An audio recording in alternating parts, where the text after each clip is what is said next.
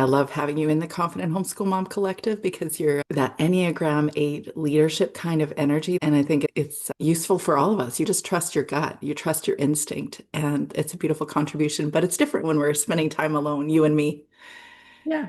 Sometimes I try not to say too much when we are in the Friday room so everybody else gets a chance to say something. Sometimes I also don't have anything to say. It's refreshing when you say something because you say it so instinctively and you just know. And I know for myself, I've been taught that I had to really spend a lot of time listening inward to ask myself what really matters to me. And at least from what I understand via Enneagram, it's typically easier, more your default setting. Would you say that? Or have you also learned how to trust your gut? I think, yes, probably more the default. It's been more like learning how to speak up with a lot of people and saying your opinion, not so much what to say. Because you know what to say, but saying it in front of people is, Well, I was this very shy kid. So it's been a long process learning that to be in front of a lot of people, not just saying what you think, but also presenting something, which I've done. Yeah. yeah, it's a funny thing that after I think I tipped the balance or I tipped the to the other side after I don't know how many podcast episodes or how many times I spoke in conferences or in all the public online spaces. But I had so much feedback that was like, thank you for being real or thank you for being vulnerable. And so many times that I'm like, this is what everybody wants.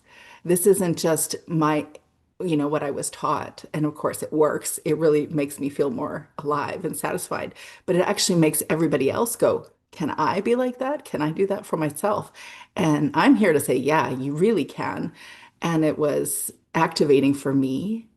It was almost like permission for me or encouragement for me to fully do that because everybody else wants it.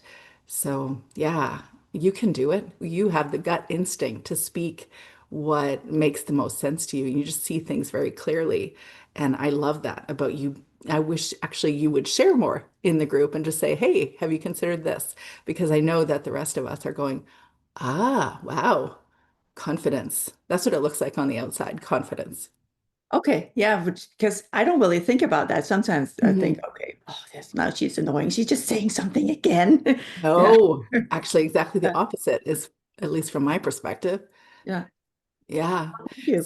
Yeah. Yeah, I'm honored to be part of your world. And I know that when we first met, I can't remember if it was between December and January when I offered a re-envisioning of your life. Yeah. That was, I think, the one in 23, like the re-envision Yeah.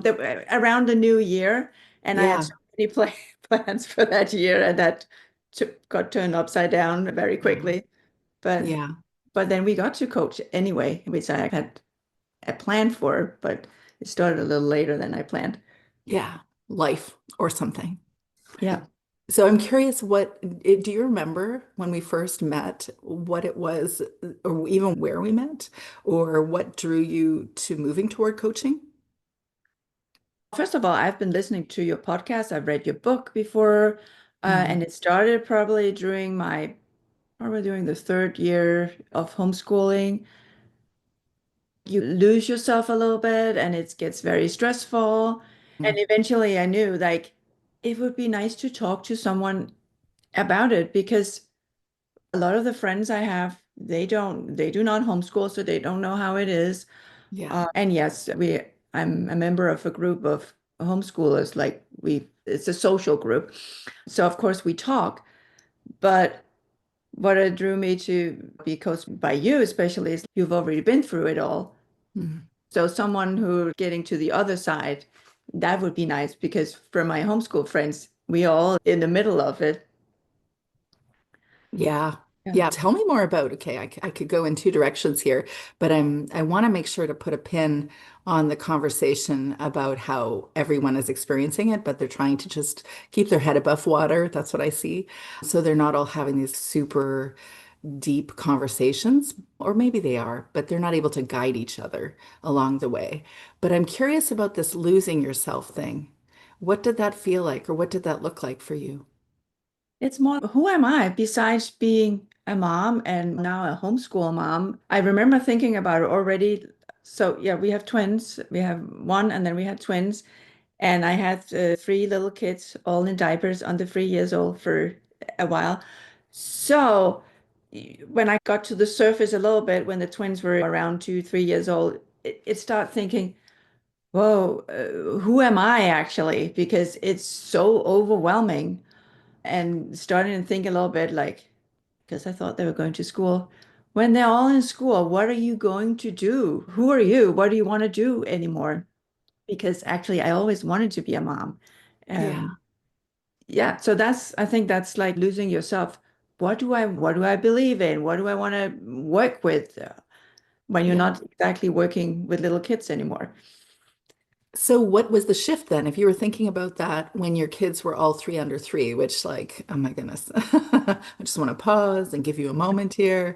Yay, you did that. And for anybody else listening, like three under three, that's a lot. So that you even spent time thinking about who am I beyond this? Amazing, because it's hard to actually find the time to think like that then. But what shifted you toward homeschooling then? It's a classic these days, but that was the pandemic. So very quick story is like our oldest started in kindergarten in September of 19 and was doing fine. And all our kids have been to going to nature preschool 3 days a week. So her twin sisters, they had just started preschool, and I was looking forward to in 2 years, I was the light of the end of the tunnel. Yeah. And like then the pandemic happened, they got all sent home and online schooling. First of all, in our county, we had about 6 weeks with nothing, which was nice. It was actually, I enjoyed it. But then we had the online schooling for 2 months, and that was a absolutely nightmare with a kindergartner. Yes, And online we were all learning. like, whoo, whoo, when we Mhm. get to September, it's going to be nice. We're going to go back to school. And then in July, our county came out on my birthday, actually, and said, oh, we are doing full online schooling until end of first semester, which is end of January. And they would have 4 days a week sitting 5 hours in front of a computer. And I was like, you just forget about it. I saw the schedule. Okay, there's no way I'm going to do that with a first grader. So I was very quickly, we will homeschool this year. And the preschool, the nature preschool was actually opening because they're outside pretty much the whole time. So they were just going to go. And then the county came out later, oh, we're going to continue until the end of April. And my husband, oh, yeah, we'll just totally do this year here. And then something happened in the middle of this year because it was actually nice, even when the twins were home too. Also, I was not really responsible for them. So they would just do a little bit and follow along. And then I ran into an article with a link to another article, which a link to another article, which led me to the Ainsley's Wild and Free. Yes. Okay, I got the book and then I started reading and I got a lot more books. And within a month, I was like totally announced, we're going to go do homeschooling for good when this year is over. So what swayed you? What convinced you that this was the right thing? It just felt right. Like this is me, follow my Gut. gut feeling, Yes. intuition, like it's just the whole idea of learning. I think I've always been with the schools because, first of all, I'm from Denmark. The Mhm. school looks a little bit different, and it looks a lot different when I went to school. And I was always like these long school days, even for a 5-year-old, the all the testing and also all the, oh, you get stickers and you can choose a toy, and oh, we will announce whoever got the most tickets for being good. I don't really like this. It's just Mhm. not me. And Mhm. they have one recess a day, and if it's raining, they're not going outside because the playground is slippery. And let me just say, I've been a scout for 30 years, so going out in the rain is okay. We can do that. So it was like I didn't never think I was going to homeschool, but Mhm. I wasn't like crazy about the whole school thing anyway.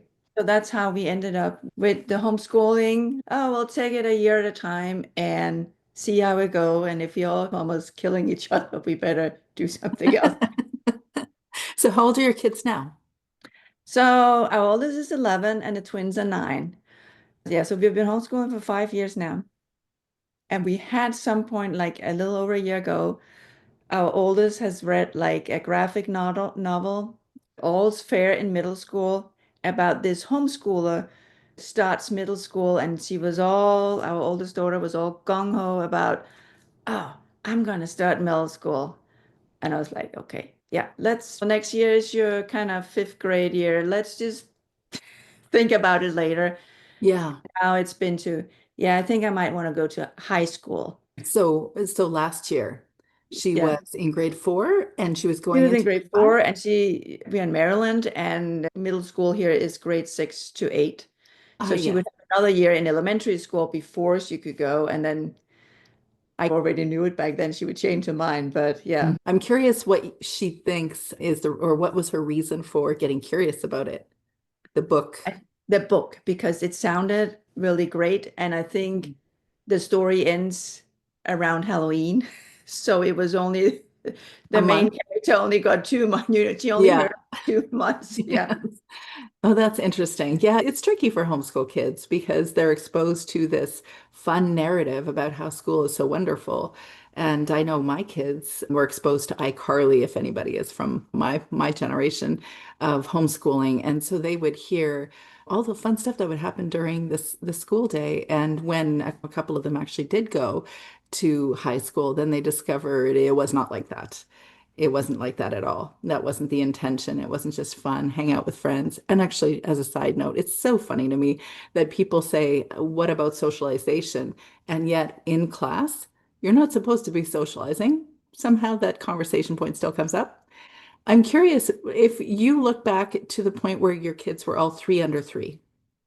And then you moved toward homeschooling and it felt right for you at the time. You always wanted to be a mom. But what happened to the part of you that felt lost or the part of you that said, I'm not sure who I am? That's a funny thing because I wanted to be a teacher. Hmm. I wanted to be a teacher in the very younger grades. Then for many years, I wanted to be an archaeologist because I really love history until I was 17 in the middle of high school. I was kind of a bit tired of school. And I was also started as a leader in our scout group. And then I looked like if I was going to travel first for a couple of years and then started to be an archaeologist, I would be almost 30 when I was over. My life would be over. That's a 17-year-old thinking. Yep. I remember Yeah. thinking 30 was really old. Yeah.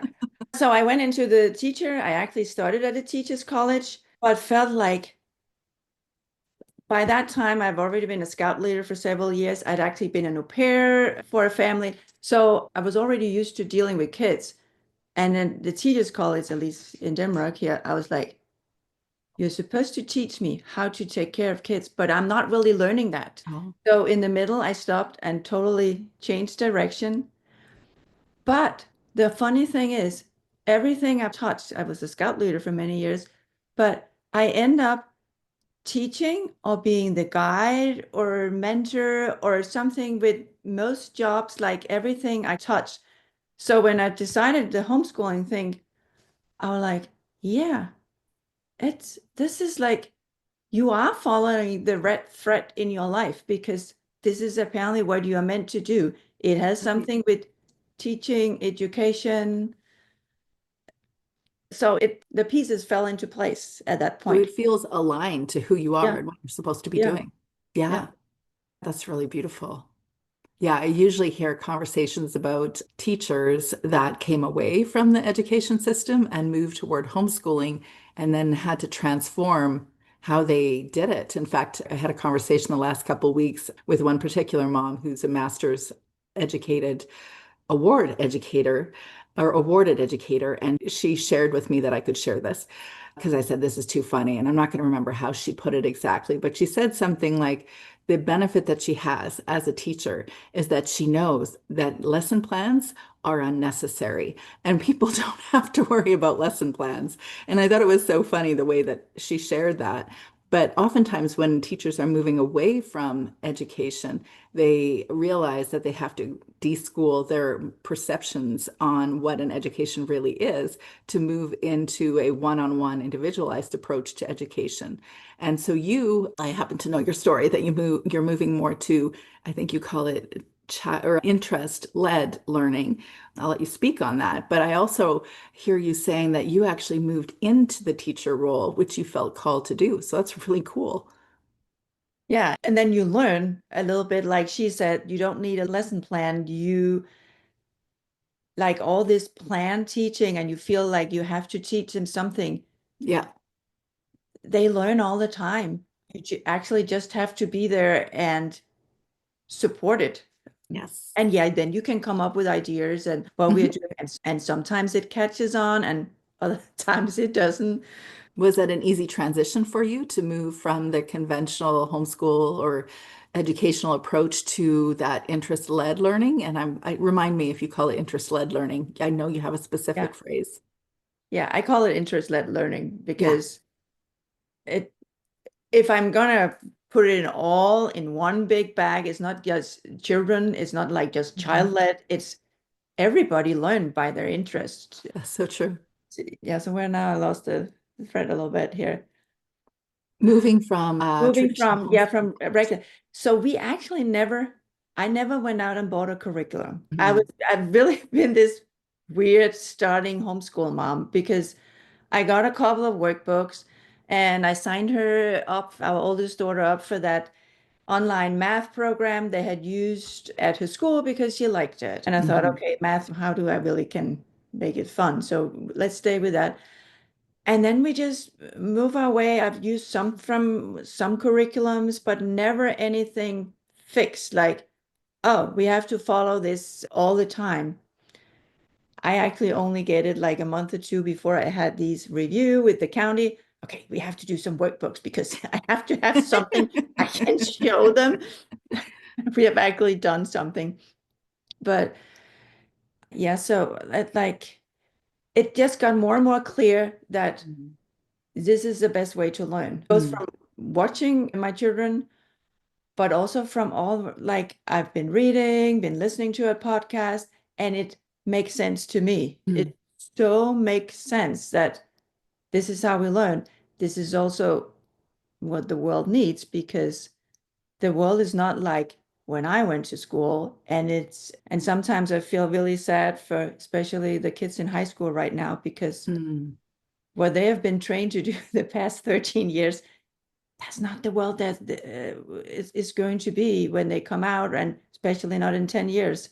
Yeah. Yeah, I'm actually curious because I remember when we first met, we had discussions about how to shift toward interest-led learning.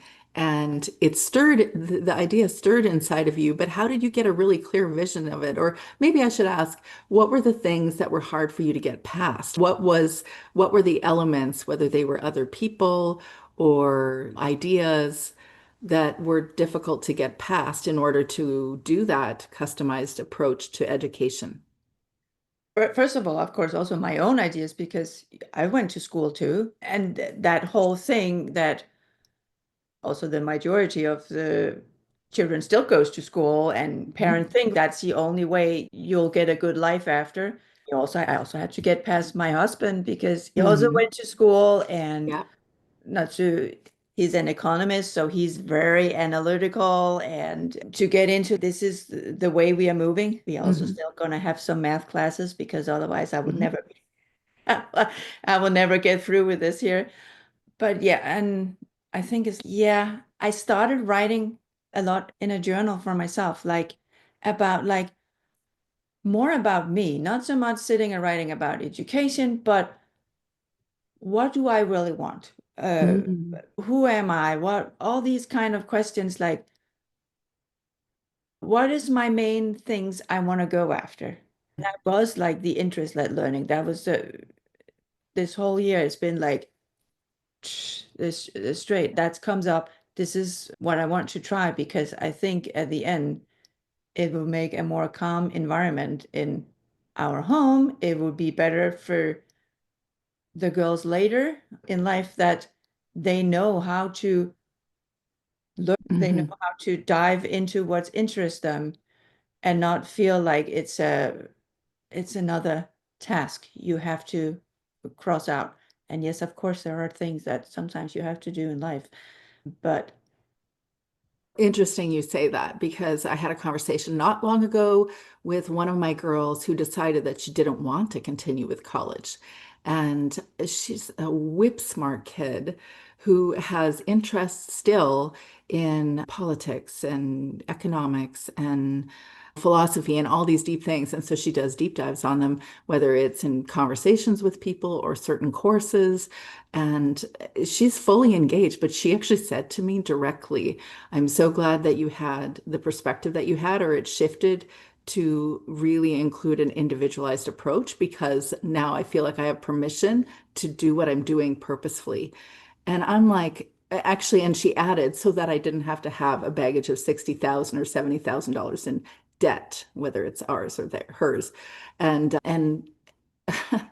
I get that's an outside of the box way to approach life, especially in a culture where the majority of people have a college education. She's not even 20 yet. She's about to be 20. And so it's possible she'll return anyway. But also, she's really living purposefully and she's declaring that. And I see that with each of my kids, but she directly spoke that to me recently. And I just thought that's the point for me when it comes to interest-led learning. Instead of giving our kids all these things that we think they're supposed to have, just like you said, 13 years of a schooled education, that these learning outcomes are based on what? Are they really equipping kids to live a purposeful life? And AI has now changed everything, whether we like it or not, it has. And all the technology and frankly, the world economic shift, everything is shifting. So then is this really equipping kids to live purposeful lives? And all I know is that when I see my child come alive in an activity, just like you've seen your kids come alive in an activity, you're like, should I interrupt that so I can sit them at the table with a workbook? It doesn't quite, it doesn't feel right. That's been my experience. yeah, because you notice that they can actually do a lot. Well, two of mine, they've just made a movie, just a 4-minute movie, but a lot of little clips. My husband helped them put it together. And yeah, it's a silly little movie, but they came up with the idea. They did it over a couple of days. And that's just the beginning because they're already Hmm. talking about doing another one. Okay, then people would say, that's not really school. I don't know. They learn a lot about technology, which is important, and it's their motivation that drives it. Hmm. Yeah, Yeah, they have Mr. fun Beast doing is it. doing okay, actually, Yeah. if you're Yeah. familiar with Mr. Beast. And there's a lot of content creators. Having said that, I know that my kiddo, the one I just spoke to, has had a YouTube video forever. She was the one that got me comfortable on camera, not kidding. And she did all those things really early on too, and still does actually. And she says that I don't want to monetize it. I don't want to build it into a business right now because I want to not feel beholden to a business concept, but rather to find who I am through it. And so maybe that your kiddos are interested in it for a season, maybe they'll be interested in it forever. But doesn't it feel more alive and more meaningful for them to learn all the dynamics around that right now if they're fully engaged? Yeah. So yeah, I don't know if they will ever do creative work like that, making movies, or we have a lot of girls here in our neighborhood. They make plays. I can Nice. actually show you the whiteboard in here from their meeting. Love So, it. they're learning from that and they're learning Yeah. to negotiate and they're learning to figure it out and they have fun doing it. Yeah. Will they ever do that for good? I don't know. I Yeah. maybe not. Our oldest, she really loves books. I want to be an actress, but I also want to be a publisher, not a writer, Yes. publisher. And I said, we can always ask at the bookstore if you can have, like, when you get a little older to get a job or at the library. I worked at the library when I was in high school for years, just putting back books up back and cleaning up and all these kind of things. Will it lead to that? I don't know, but Yeah, maybe. you learn And something every place, everywhere you learn something, you can exactly. use again. Yeah. Yeah, and after a while, you tip over the edge as well for when it comes to education. You begin in the beginning, you think I have to do it a certain way because this is what is done and everybody else is doing it. So there's influence there. But then at a certain point, you realize this isn't working. They're not learning more. I'm pulling them away from things that are meaningful to them. My expectation of what's going on in the home is not being met. So I'm getting frustrated and it all just doesn't feel satisfying.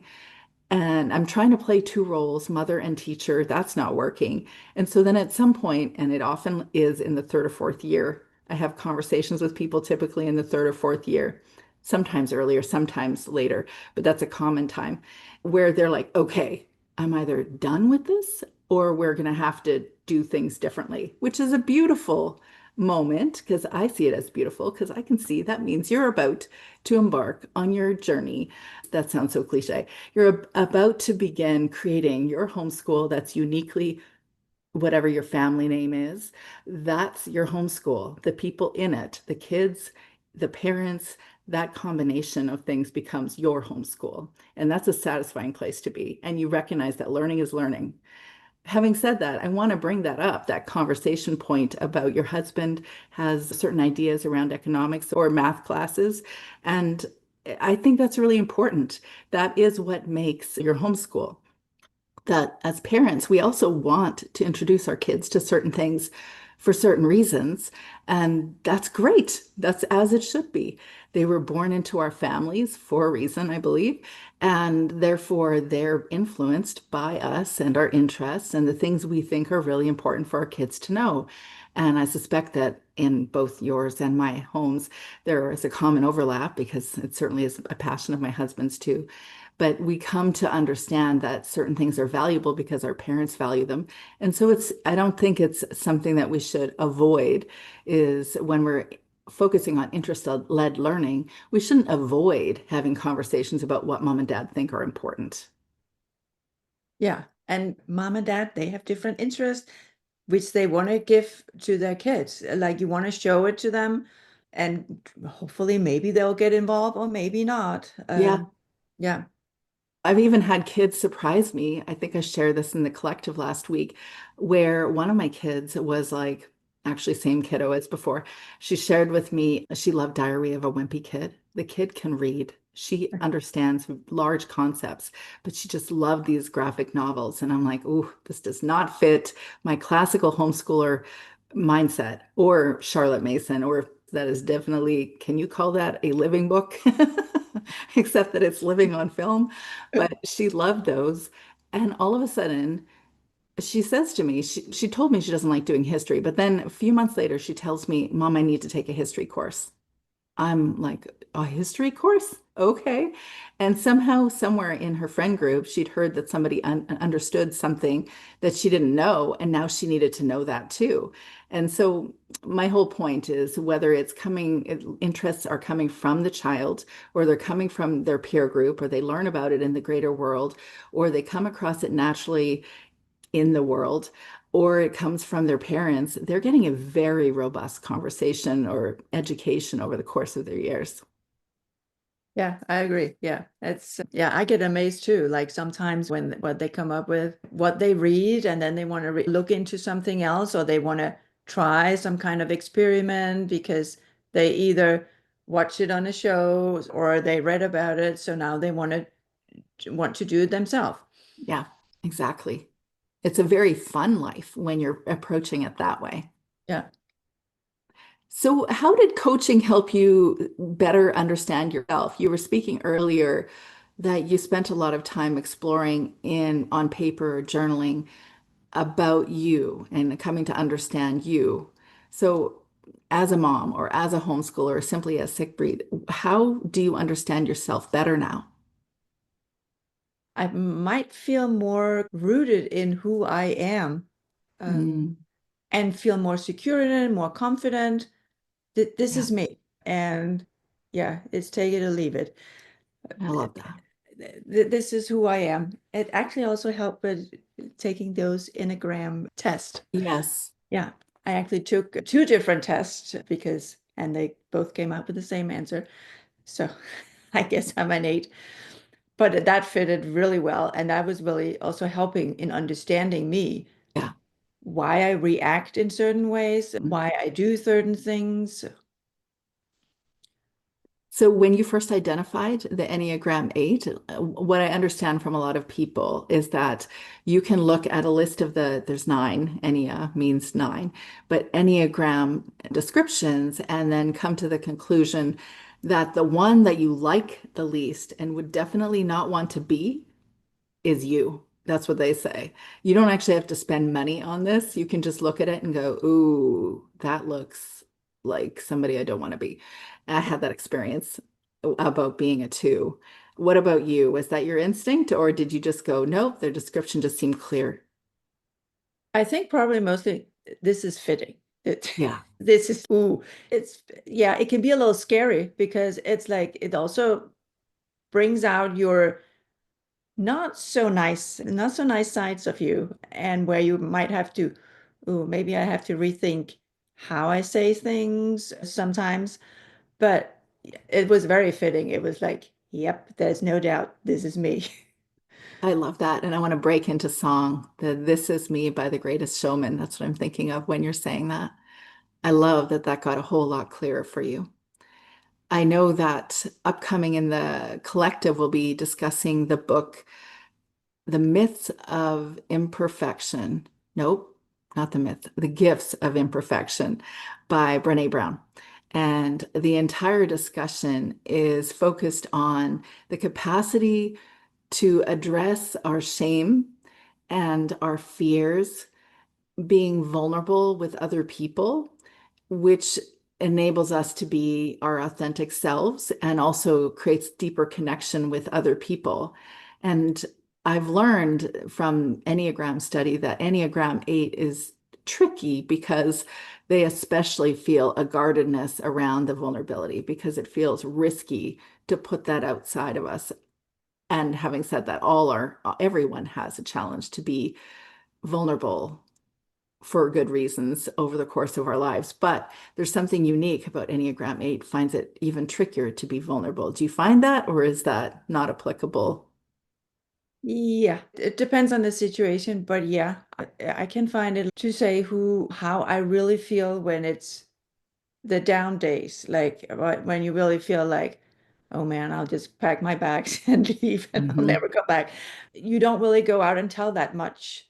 But I know sometimes I have actually shared on social media, especially when the girls were younger, how I really felt and got a lot of, yeah, positive feedback Yeah, because it's like, yeah, you don't go out and say you are ready to give up your kids, but that's how it sometimes felt. I can't do this anymore.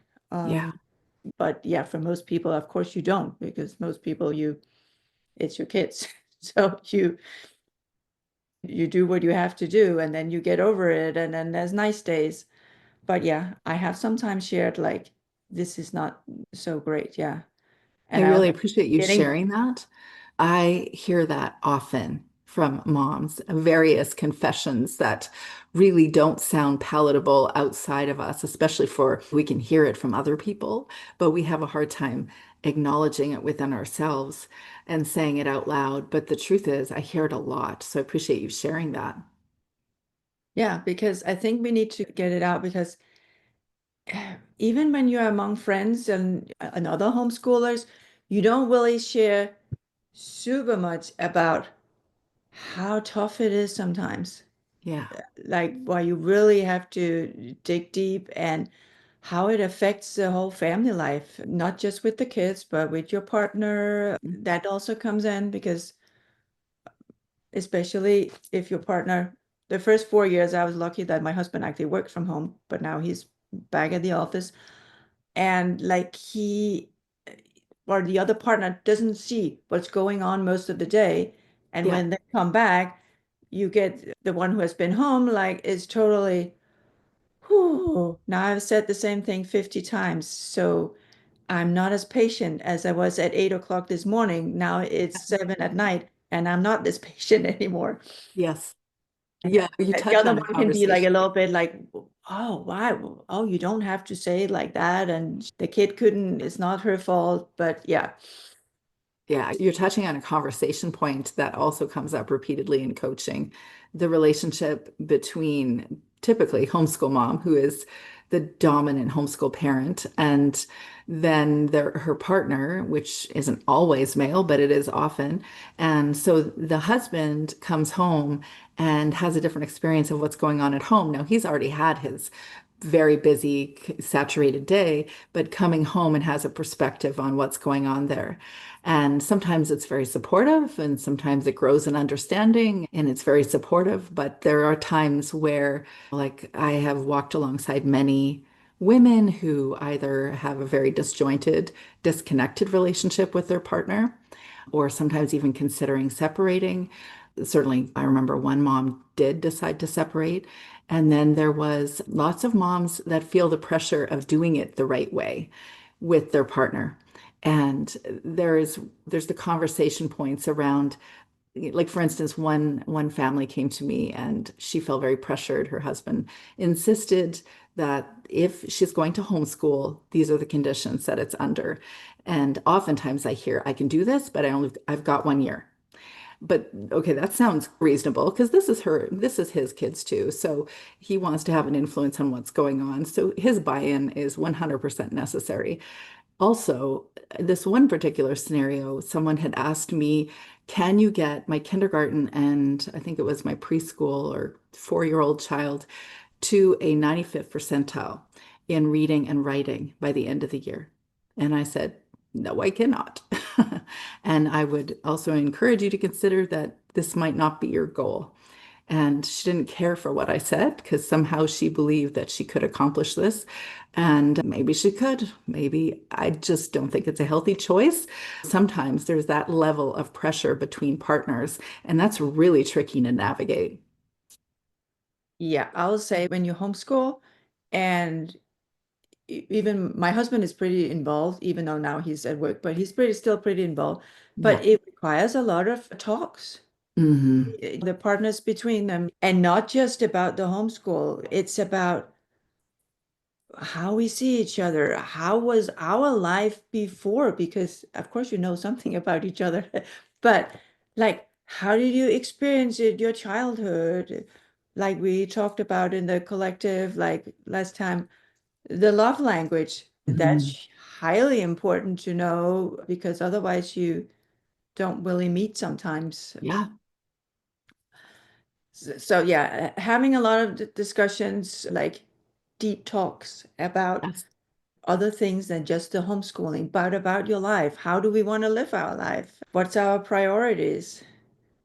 Because How that, can we encourage them to align more? Or because they're not going to come. I shared this with you. I know everybody says this if they've been together for a long time, that in the beginning, there's like deep clarity that this is the one person that somehow hasn't been picked up and is the perfect person. And I'm so glad I found them. And then give it 6 months to a few years, and you're like, whoa, what was I doing? And this person is nothing like me, and they don't get me, or a variety of conversation points. But meanwhile, there's this, as a homeschool parent, you've got obviously a 24/7 job, and you're attending to each of the kids' emotions and needs and educational issues or challenges. And then you have this one relationship that actually will continue well past your homeschool years, or at least that's your intention, your hopes. And so, if that be the case, then actually you need to nurture that relationship really beyond all the other relationships, because that's the one that's going to stay with you, even though it doesn't look like it. And it definitely is not your preoccupation presently, but it is a requirement.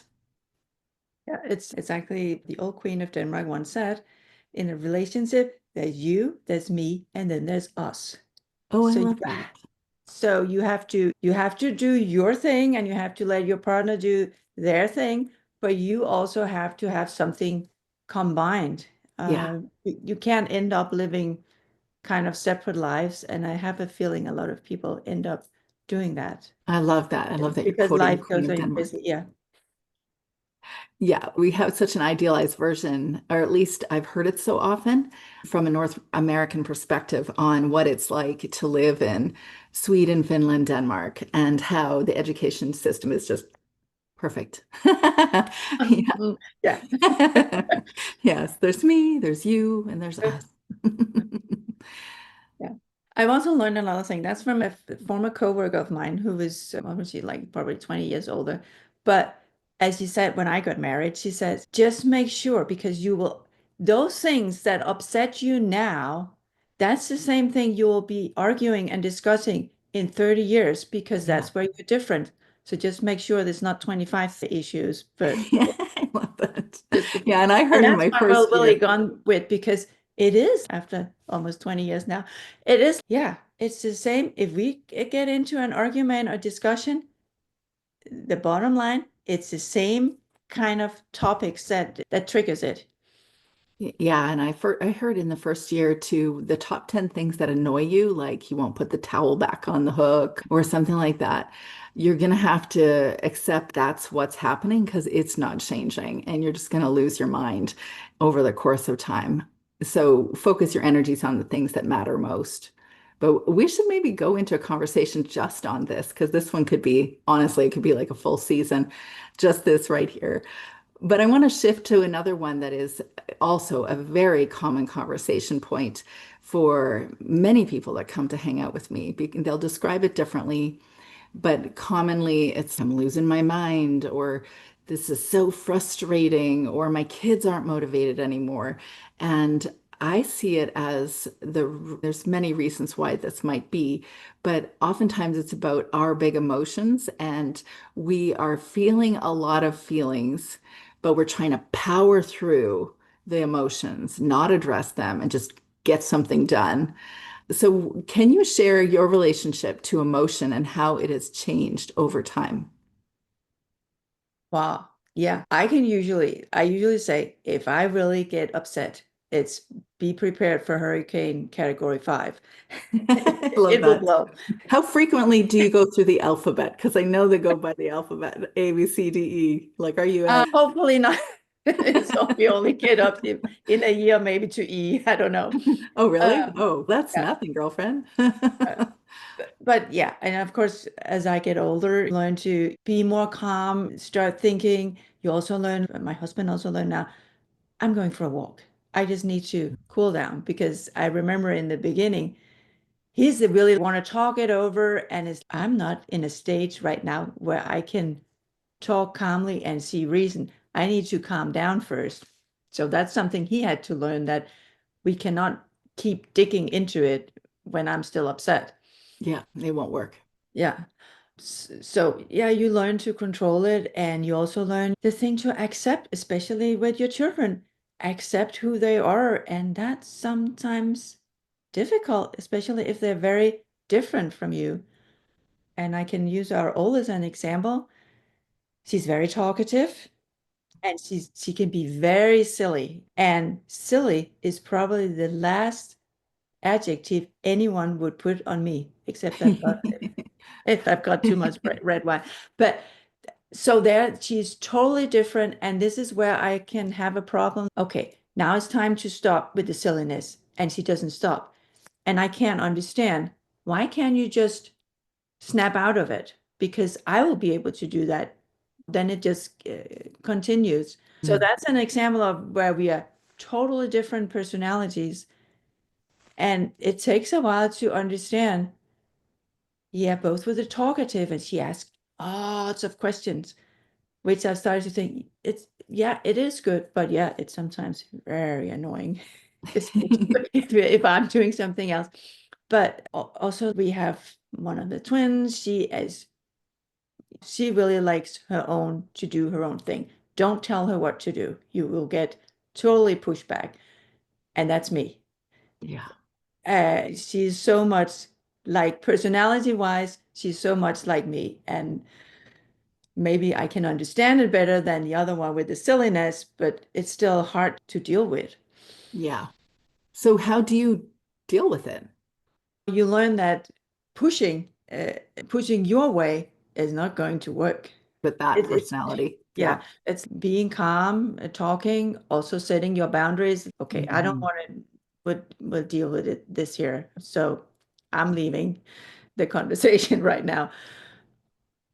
Yeah, it takes a while, and it also depends on your energy, my mood, because sometimes the fuse it gets ignited and then mom blows off. Yeah.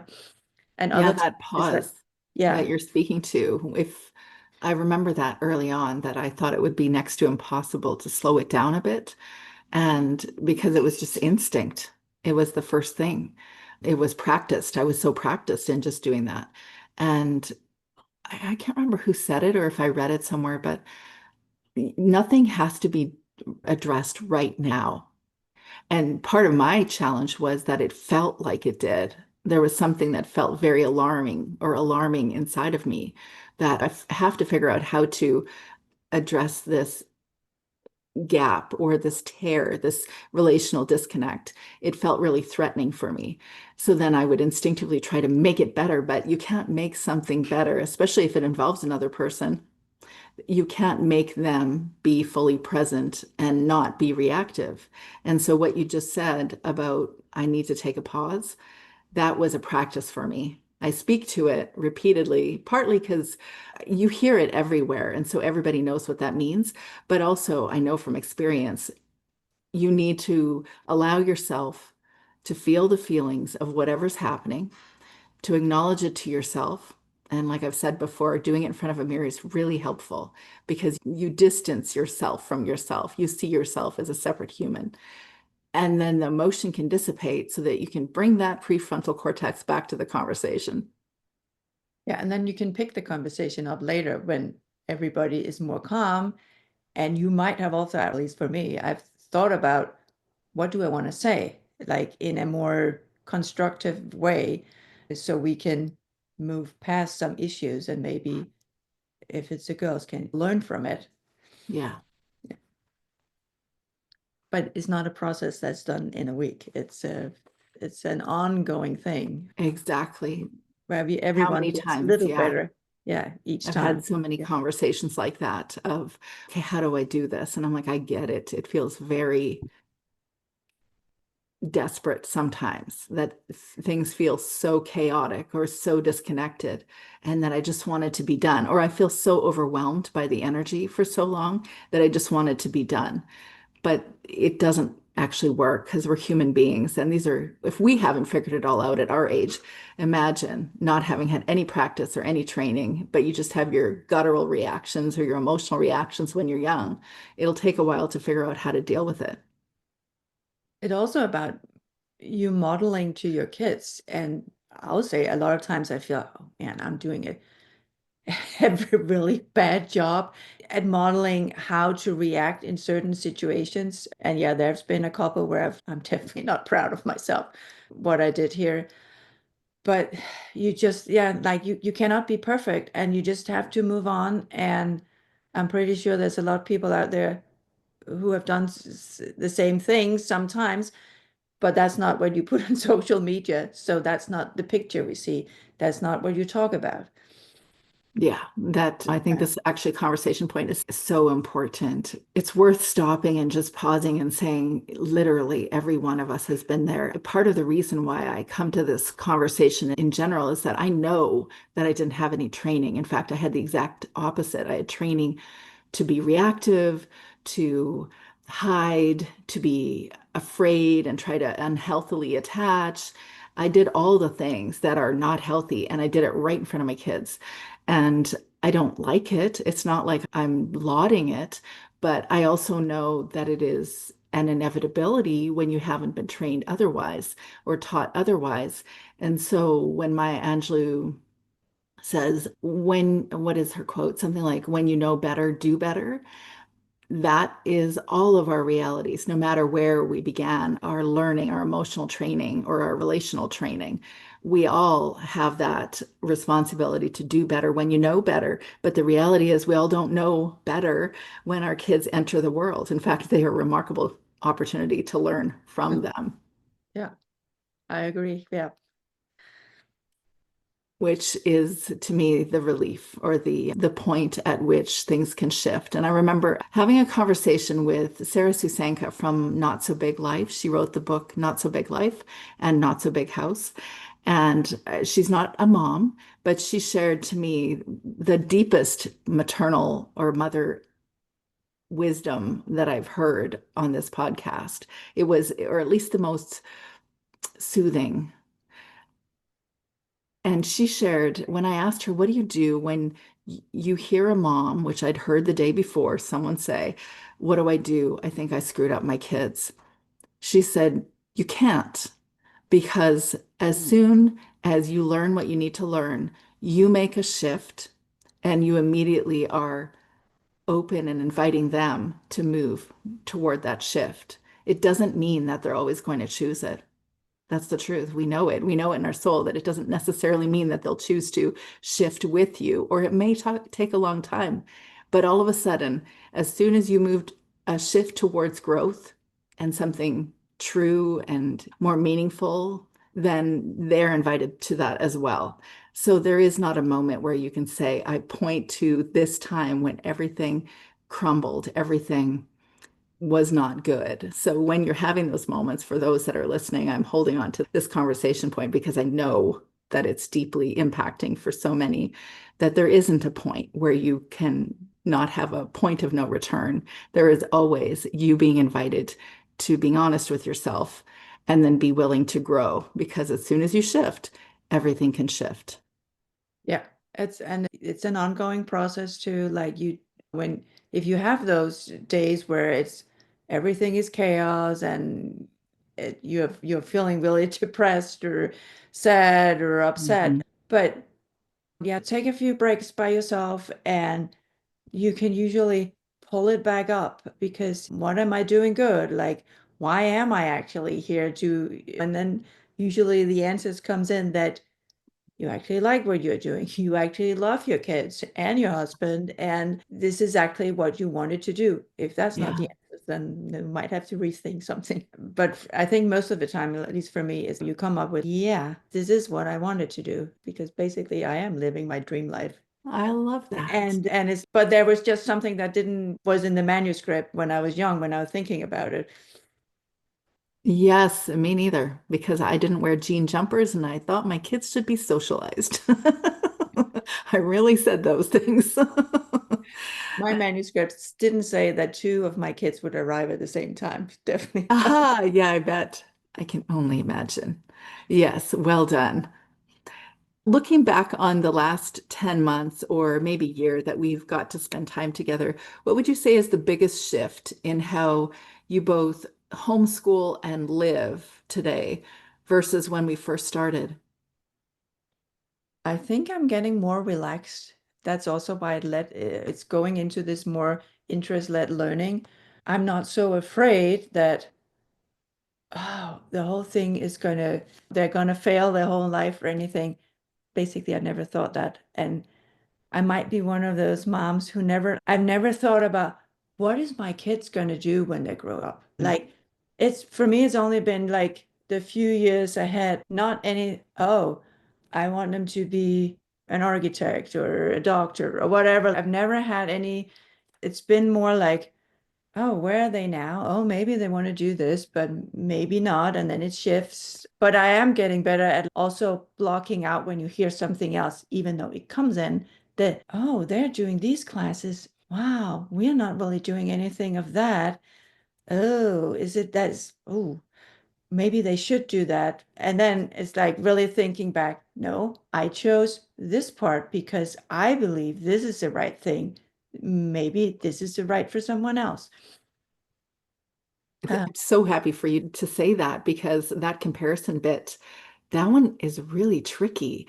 Not that we're just comparing ourselves to the schools, although that's confusing. Why are we comparing when we instinctively know that's not the best choice? But somehow we still do. But we actually compare to other homeschool families. And it makes sense. I wondered why my kids couldn't do an hour practice of their violin every day when they were 6 and 8. And only, not because I wasn't looking at my kids. I could see my kids can't do an hour practice.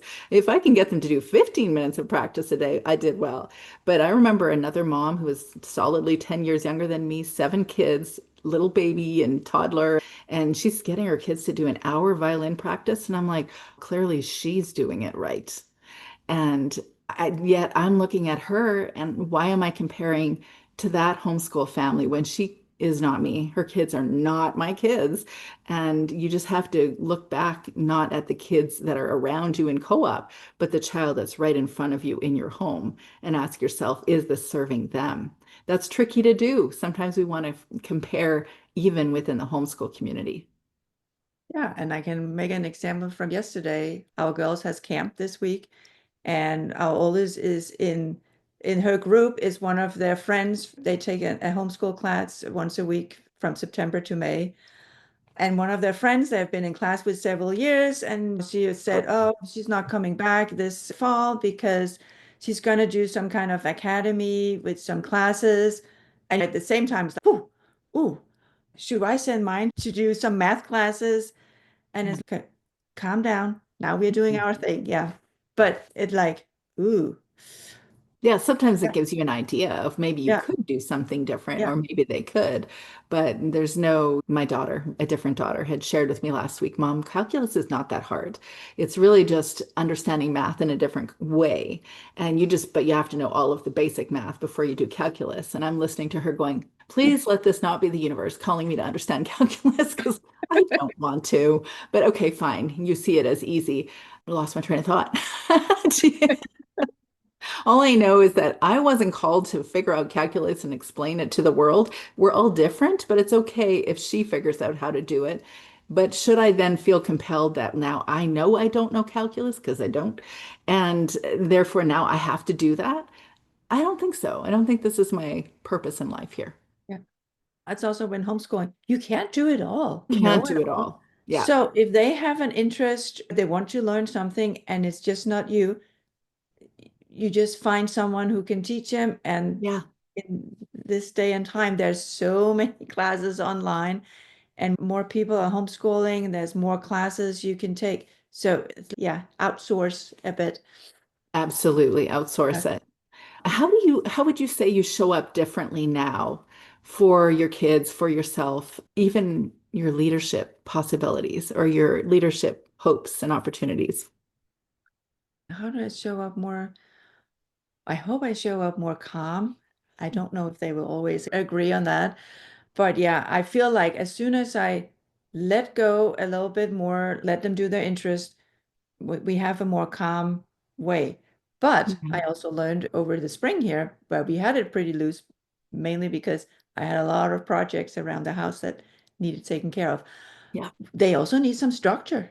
And they also different. One of the girls needs a lot of structure. She wants to know every morning what's the schedule for today. Yeah. And actually, one of Yep. the I have one twins of and those. her twin sister is, I don't really care. I'll Yeah. just go and do my thing. Yeah. I If had one there's of those no too. specific thing we are going to do. Yeah. Yeah. Yeah. Beautiful. You're part of the collective, and I'm curious what the benefit is that, as you see it, how it benefits moms to stay part of a group that is focused in the way that we're focused. Because I think there's a lot of spaces out there that focus on how to homeschool or literature or writing or various things like that. But how do you see that space, use that space yourself, and how do you see it as valuable? I think because you get a lot of ideas how other people do it. And oh, oh, I maybe I should do that. I know one of the other moms in the group she talked about the love language with her kids. We talked about last Friday, and it's like, oh, that was actually a good thing. Yeah, I've done it with my husband, but I should maybe do it with my kids because that would be nice to know what they think. So you learn a lot and get a lot of ideas. And it's also like you don't feel like you're all by yourself. It's nice to Yeah. be part of a group, online or in person. It's nice. Yeah. Yeah, I'm really happy that you're there. You add a real sparkle to the group. For the homeschool mom who is listening, who's feeling overwhelmed right now or just plain tired, what would you want to tell her? I would actually, that depends on how much she's meeting up with other homeschool moms, but I'll certainly recommend some kind of coaching, some kind of I'll call it self-coaching, but Mhm. looking inward, writing down, taking, really taking the time to do it. And yeah, time can be hard as a homeschool mom, Mhm. especially if you have very little kids. I do mine in the morning a lot of times. yes, I skip some sleep, but that's really important for me in the morning to wake up, have some time to write or read or meditate, or just sometimes I'm even taking a walk in the morning. Beautiful. And I'll give the advice, like, we have this alarm clock, especially if you have younger kids. You set it to a time where it's okay to make noise. It's not an Yeah, alarm that beeps, but it turns green. Now it's time you can come out and make noise from your room. And we have had that since whether they're 3 and 4, the kids. brilliant. It's like it gives everybody a space, because I know, especially Mm. little kids, they will be up at 5:36 sometimes, and Yes. it can be very early. Sigbrit, today I was up at 4:50. That's got to be hormones. Because it has to be, because when I was 16, I was like solidly 10 or 11 o'clock in the morning. And even when my kids, just everyone know this, when my kids were little, there was no way that I was up at that time of the day. I was getting coffee on my bedside table. My kids put there to go, I wonder if she's going to wake up today. So I don't know, but I don't know that I would have taken the advice that I've given myself to get up earlier to have that separate space. I did gradually do that, but I was so tired from literally a decade of sleep deprivation. And yet there's something about having separate space somehow, some way, whether it's in the morning or you book a babysitter, an older homeschool teenager, or somebody to come in and look after the kids to get an hour or two away once a week, or like you right now, putting the kids in summer camp when they're at that age, then you get space to just think and do your own creative things by yourself. It's so nourishing to keep that space just for you. So, what Yeah. would you say to someone, though? You just actually referenced this. What if somebody is considering coaching, but they're like, I don't have time for this? I'm curious what your thoughts are, because I know that at a certain phase of homeschool parenting, it really is demanding. I'll say it's worth it, and somehow figure out the time. We were easy because that's another advice. We have a quiet time Yeah. in the afternoon where everybody is separate and doing their own thing. And I know if you don't have it, it can be hard to implement. For us, it was easy because it just was a continuum of nap time. Yeah. So that felt easy, but it's good for everyone. So you have your own time. But I'll say it's worth it to find some kind of time where you can do it. And even if the kids has to watch a movie or a show Yeah. while you're doing it, that's okay. Definitely do it. Yeah. Yeah, and lastly, I just want to ask what you're most excited about right now in your homeschool or in your personal life or in your advocacy and leadership work. I'm curious what's making you light up these days. Probably that I'm really into that. Well, first of all, I switched. That was a very big deal, how we review our homeschool. Mm. So it's not so strict. Not that it Yeah, was very bad, but for me, I felt like there was a lot of boxes to check off. And I've actually switched that. So for the next coming school year, it's going to be different. And that's nice. very nice. So I can really dig into the interest-led learning, a more easy conscience, and I normally would. I think it's also continually learning about myself. I really want to go out and talk more about what I think about education and how it should be. But we're here for it because I can hear you've had such a big shift over the last couple of years, and you were drawn into the homeschool thing for the purpose of education. So I'm really looking forward to what you have to offer the world. Yeah. And I know there's already a lot of people out there talking about it. I've read books, I've listened to podcasts and what people are writing. So, yeah, it's just like the more and more people who are talking about it, maybe we can make that big shift, which is the paradigm shift, which is in the book I'm reading right now. Which one? Which one are you reading right now? It's the one that's called The End of Education as We Know It, and it's Mm. by Ida Rose Flores. It's To read that together. it's a very theoretic book. It takes a little Mhm. time to read it, but it's the point is the society has to change the way of thinking. That it's a whole paradigm shift, how we educate. And Mm. also it's going to be a necessary change. I can't really say that word Yes. in Yeah. the future, because the future is not going to be like when we went to school, like 40 years ago. 40 years ago. Yep. Yeah. Yeah. Well, Yep. that's at least for me. Yeah. Boy. Whew. Yeah. May it be so. All I'll say is may it be. And I love chatting with you. And I can see that we have spent more time than I normally do in conversation because all the different areas that we spoke to today are quintessential life coaching with me. And you literally touch on all the different elements that I speak with other moms. And I think they're so important.